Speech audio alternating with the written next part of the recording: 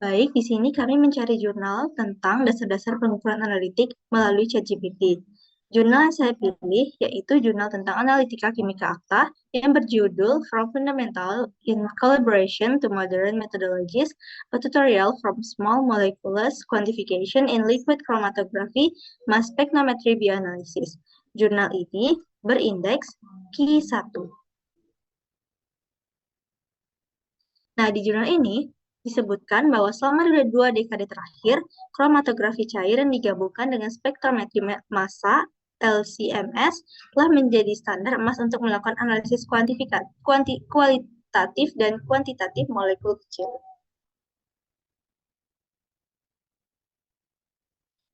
Di sini disebutkan bahwa dalam pendekatan kuadran terkecil konvensional, kalibrasi akan memberikan hasil paling presisi ketika sinyal terukur berkorespondensi dengan titik dekat pusat massa garis regresi.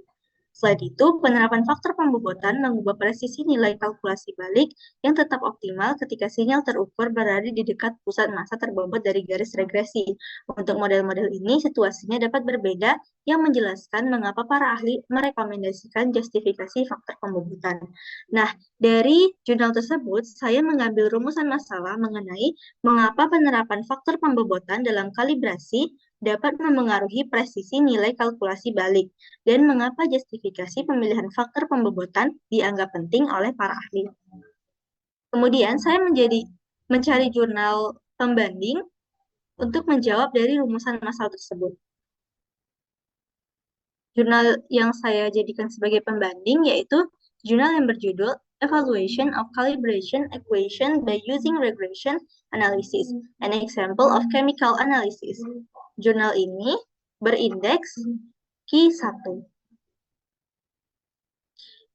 Nah, dari jurnal tersebut, saya mencari jawaban melalui ChatGPT, yaitu, moreover, yang di dalam jurnal tersebut terdapat kalimat, moreover, the application of weighting factor modifies the precision of back-calculated values, which remains optimal when the measured signal lies close to the weighted center of mass of the regression line. For these models, the situation may differ, which explain why experts recommend justification of the weighting factor. Nah, jadi mengapa sih faktor pembobotan memengaruhi presisi back calculated values? Nah, di situ terdapat the application of weighting factor modifies the precision of back calculated values. Yang artinya dalam regresi kalibrasi, hubungan antara konsentrasi analit atau X dan respon instrumen atau Y diperkirakan dengan sebuah model matematis, biasanya linear. Nah, dalam praktiknya, variasi error atau galat sering tidak konstan sepanjang rentang konsentrasi fenomena heteroskedastisitas.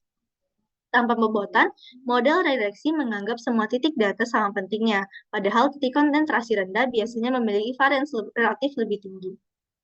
Nah, titik dengan varians rendah mendapat bobot lebih besar, sedangkan titik dengan varians tinggi bobotnya dikecilkan. Akibatnya, garis regresi yang dihasilkan akan menyesuaikan distribusi error, sehingga nilai balik atau back calculate concentration berubah presisinya di berbagai titik.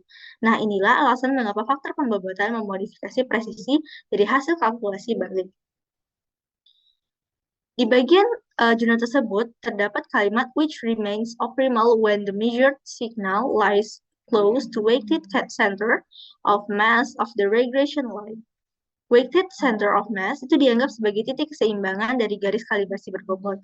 Nah, presisi nilai balik paling tinggi diperoleh ketika sinyal sampel berada dekat dengan titik ini.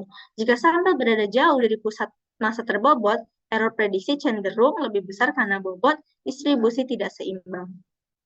Yang ketiga, di jurnal tersebut terdapat kalimat which explain why expert recommend justification of weighting factor. Jadi setiap faktor bobot menghasilkan distribusi error berbeda. Satu model mungkin lebih baik untuk konsentrasi rendah, yang lain lebih stabil di konsentrasi tinggi. Karena itu tidak ada model satu untuk semua.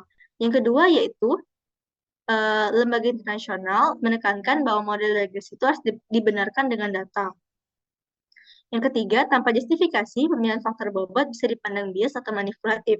Yang keempat, hasil kualifikasi yang tidak presisi berdampak serius di bidang klinis, misalnya pada dosis obat salah, forensik, hasil ujian doping diperdebatkan, atau keamanan pangan, yaitu karena kontaminan dilaporkan salah. Dan hubungan dengan measurement uncertainty atau MU. Faktor pembobotan itu mempengaruhi residuals pada regresi kalibrasi. Residuals inilah yang masuk dalam perhitungan ketidakpastian atau measurement uncertainty. Dengan pembobotan yang tepat, residuals bisa dibuat lebih homogen. MU totalnya lebih kecil, hasil kuantifikasi lebih dapat dipercaya.